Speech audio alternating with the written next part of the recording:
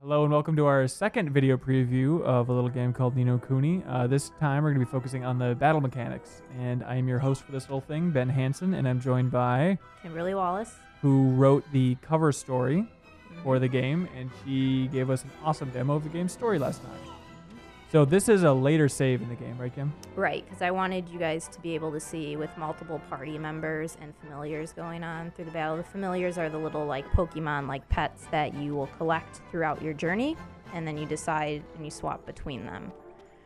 So Okay, and those take the place of other party members? Yeah, so like if I'm in battle and I pick to go with my familiar, that means Oliver can't do anything for that turn. For until I switch to Oliver. Like, you can be either human or familiar, you just can't, you're not both at once. So Okay. that seems to be a misconception people have, so clearing that up right now.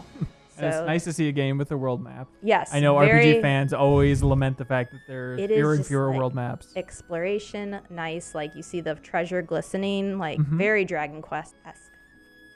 So you see everybody, you can see your enemies, and the big thing is you can either sneak up on them and get the preemptive strike, or they can do the same to you and get the advantage. We're going to skip this cutscene here. Yes. Just to get around the spoiler. So, are there dungeons too where you can see the enemies, or is it only on the world map? Yeah, you can see them in the dungeons as well. Okay. So like here, they came flying at me because they'll target you as soon as they see you. So at this point, I can either be Oliver, and Oliver is more magic based. So you want him for strong magic attacks or to heal. He's a great healer. But we have these familiars here, and each kind of have their own specialty, as you can see down there. This little monkey guy.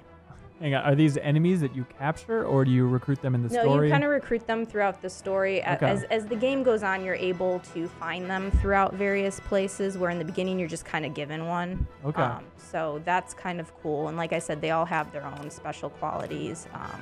This guy, we just actually, later in the game, you can metamorphose them. And so once you do that, you're actually you're taking their traits and making them a new version of themselves. You're going back to level 1, but you're stronger than what you would have been if you had never done it before. So it's rebuilding your guys back up. Okay, I got it. Yeah, so right now for this, we have 2 people on screen. So usually I pick my little guy named Mighty. And so with Mighty, I've thrown him out. So I can do a special thing called Cut Loose, which is a special attack, which he'll go back on. And Oliver just sits back for this whole thing. He sits back and watches. So this is all, you move across the screen. And right now I am, telling him what to do. If you hit these characters at the exact right time, you can cancel attacks, which is nice. Also, you'll notice there's little glimpses that, depending on your success with the battle system, that'll appear on the battlefield. Okay. So it can restore like HP and magic points and all that, which is cool. So it's like the system's rewarding you the better you do with the battles. Okay. So if you're not Gotcha. And this is another person in your party, this lady? Yes. And she has her own... She's Starry Mary. Starry Mary, that's right. I forgot about her from the last She's time. got her own too, so she does her own thing and controls them. Now I can switch to her if I want to be her over Oliver at any point. So, Gotcha. Yeah.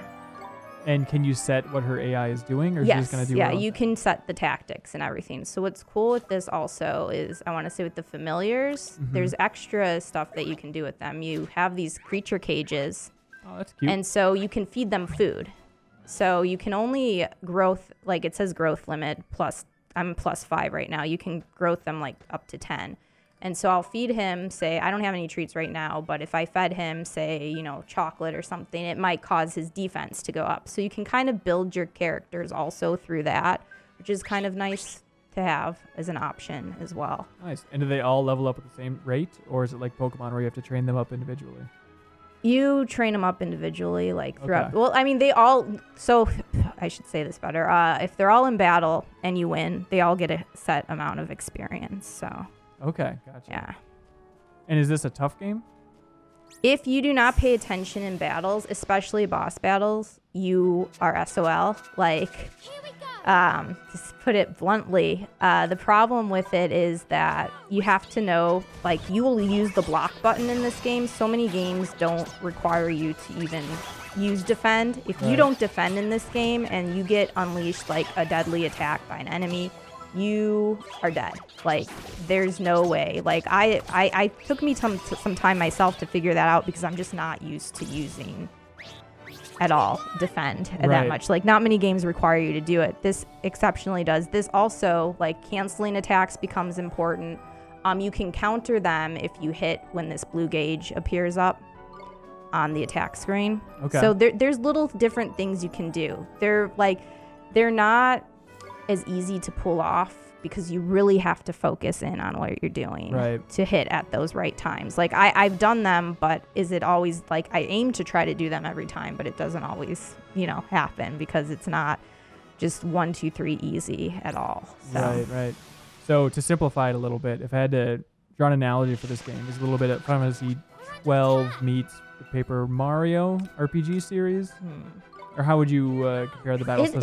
It's very hard. It's a little bit different of a battle system. You know what? It kind of reminds me a little bit like you're coaching from the sidelines. Final Fantasy 13 definitely. I would kind of 13-2 rather. You're coaching from the sidelines, but at the same time you also have these little pets that you can put into your party who make a difference. Now, of course, here the difference is that you are completely controlling them. Like, I like the free movement on the battlefield because it makes me feel like I'm doing something. Like, say here, I can switch to Oliver right now, and as him I can use his spells, which are really, but you can also move. They can cancel your attack. See how I got hit there and they canceled my attack. So it just depends on what you want to do. Now you have options, different items you can use. You can run away, you can set tactics, like I said, so you have control over her and what she does. That's nice. So she can do backup, whatever. I never had a problem with the AI. Sometimes I had a boss battle where I thought she died way too quickly, but other than that, she's been okay so far. And I know you get more party members later, so it'll be interesting to see how crazy these battles become on screen. Do you know how many party members you can have in a battle at one time? I don't know yet. Okay, you've only had 2. Yeah, I've had 2 so far. I know for a fact, I know for a fact that there are more, but I don't know for sure, like, the exact set number. But I think things will get pretty chaotic, so. Well, on this downer note, I think that's a good way to wrap up this look at the battle system and how not to play it when you're in the desert area. No offense, Kim. Next time, don't talk to me while I play. That's fair. All right, thanks a lot. Thanks for watching, everybody.